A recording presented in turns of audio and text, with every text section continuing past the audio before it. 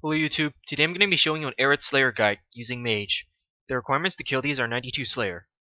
The best location in my opinion is the Kuradal's dungeon. This is because it is a small map and Airuts are often clustered together. You also get 4% additional damage in this area with Ferocious Ring. To get to this location, use Ferocious Ring teleport to Kuradal, then go in the cave and jump the first shortcut you see. You need 90 agility to use this shortcut though.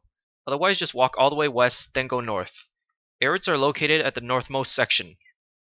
Airuts in general are quite a powerful Slayer creature. If you already understand their combat mechanics, just skip this section. They have a very high defense and fairly high accuracy. There are two different Airit forms. The first is a melee form, which is just standing straight up. The other form is a ranged form, which looks like a dog stance. Although the tooltip says there's no weakness, their weakness is Mage if they're in melee form, and melee if they're in ranged form. They can switch forms whether in the middle of battle or not. They also perform a special attack in which they rapidly attack a player with moderately high damage. When an Airit fist pumps its chest, this is when it's about to start the special attack. It can be countered and stunned if you land at least one hit with Flurry or Rapid Fire, and then you can do double damage on them for a short period of time. Because of how rapid and heavy their hits are from a special attack, you can easily die here if all hits land. They also have a very high defense and buff their defense the lower the HP they are, thus making it nearly impossible to 100% hit an Airit. However, they can easily be taken down in bunches if done properly. For gear setup, I highly suggest you use a tier 90 mage weapon here, because accuracy is very important. The armor I'm wearing is a full Slayer helmet max upgrade, superior Sea Singer's top and bottom, Ragefire boots, and Celestial gloves.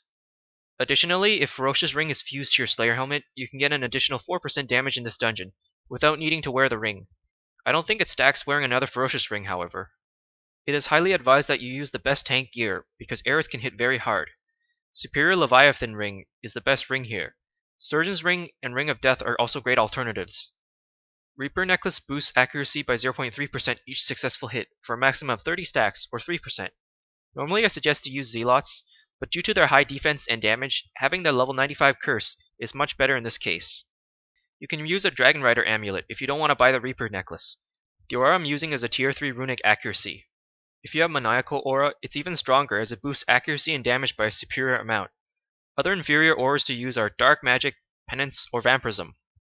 I'm also using a superior Scrimshaw of Elements, which is better than Scrimshaw of Magic.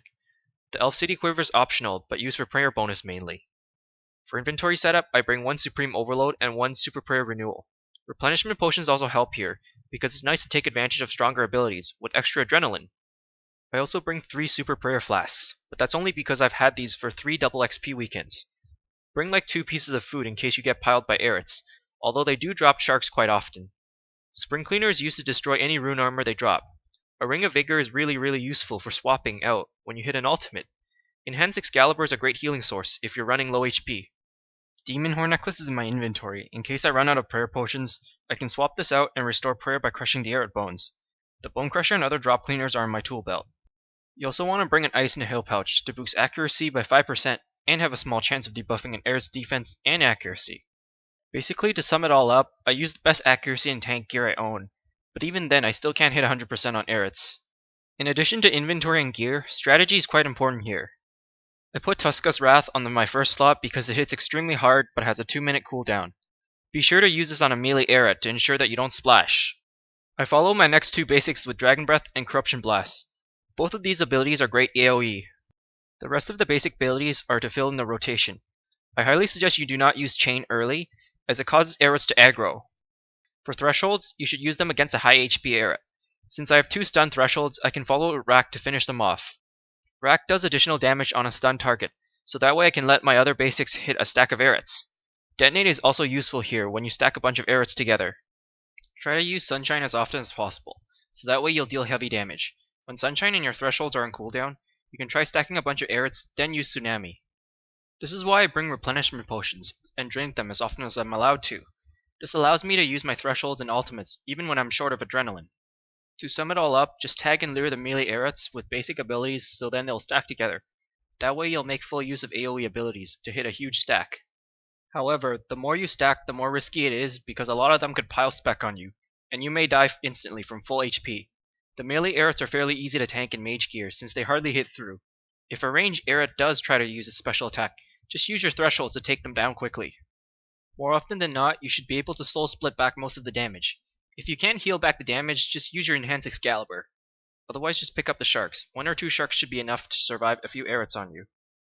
The more practice with stacking, the better you get. It's best not to do this at first, but once you get comfortable with this, you can get insane kill rates. The profit per hour is not that great if you crush the Airut bones.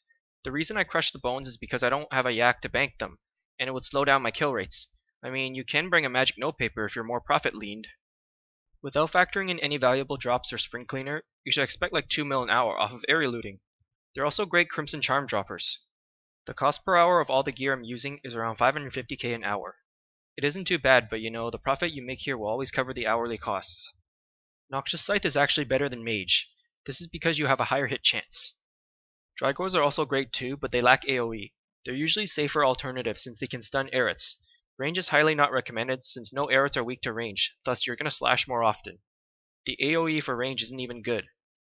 After timing 2 Airut tasks, I got 383 kills in 58 minutes. That's projected to be around 396 kills per hour, a whopping 812k Mage XP, and 317k Slayer XP an hour. I could have easily gone more by using a better tier runic accuracy. Also, Morven assigns them pretty often if they're preferred. So yeah, thanks for watching, I hope it helps. If I missed anything, feel free to ask.